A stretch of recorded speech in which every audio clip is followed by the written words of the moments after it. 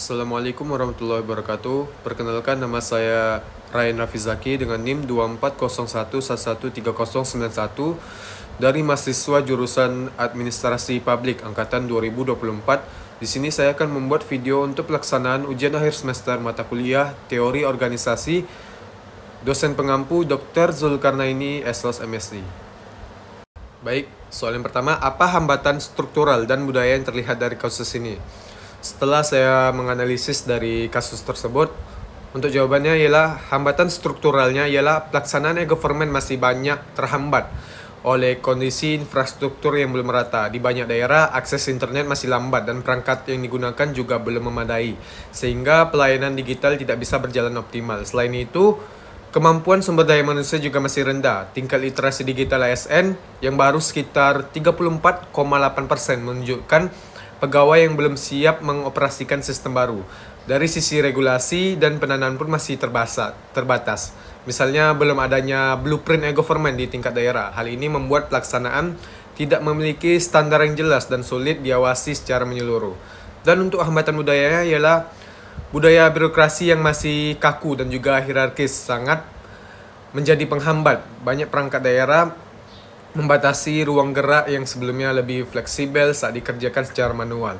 Selain itu, masih terdapat resistensi terhadap perubahan karena pelayanan tatap muka dianggap lebih meyakinkan dibandingkan sistem online yang dinilai merepotkan dan mengurangi kebiasaan kerja lama. Lemahnya kepemimpinan transformasional di tingkat daerah juga memperparah kondisi ini karena pimpinan belum sepenuhnya mampu mendorong budaya kerja yang kolaboratif dan juga inovatif terhadap digitalisasi. Baik, soal yang kedua, rekomendasikan langkah-langkah perubahan terencana reformasi birokrasi berjalan efektif. Menurut saya, langkah yang pertama itu persiapan dan perencanaan sudah pastinya. Yang mana langkah awal yang perlu dilakukan adalah membentuk tim transformasi digital yang melibatkan berbagai OPD dengan dukungan aturan daerah agar sistem yang dibangun bisa terintegrasi dan memiliki standar yang jelas. Setelah itu dilakukan pemetaan kebutuhan infrastruktur TIK serta kemampuan sumber daya manusia, termasuk mengecek tingkat literasi digital ASN. Lalu langkah yang kedua ialah implementasi bertahap. Nah, pelaksanaan digitalisasi sebaiknya dimulai secara bertahap melalui proyek percontohan di OPD yang paling siap dan berdampak langsung terhadap pelayanan publik, seperti Dinas Kependudukan. Proyek ini harus disertai dengan pelatihan langsung dan pendampingan teknis agar pegawai tidak merasa sistem baru ini merepotkan.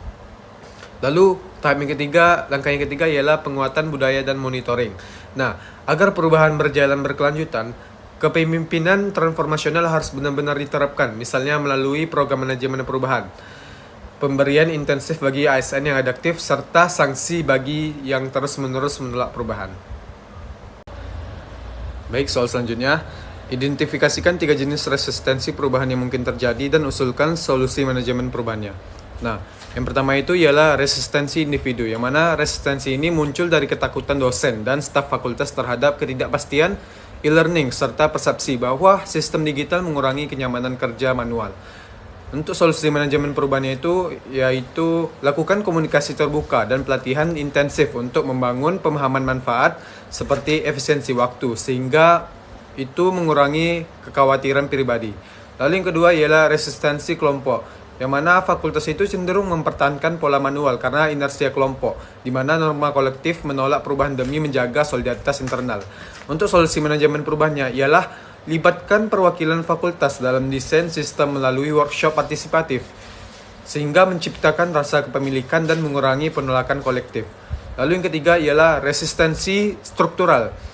Nah, sistem Smart Campus dianggap mengancam otonomi fakultas dalam pengelolaan registrasi dan pembayaran, serta memerlukan redistribusi sumber daya TIK. Untuk solusi manajemen perubahannya ialah terapkan pendekatan bertahap dengan pilot di satu fakultas, disertai insentif dan negosiasi ulang wewenang untuk menjaga keseimbangan kekuasaan. Mungkin sekian dari pelaksanaan video tugas ujian akhir semester mata kuliah teori organisasi. Kurang lebih mohon maaf. Terima kasih. Assalamualaikum warahmatullahi wabarakatuh.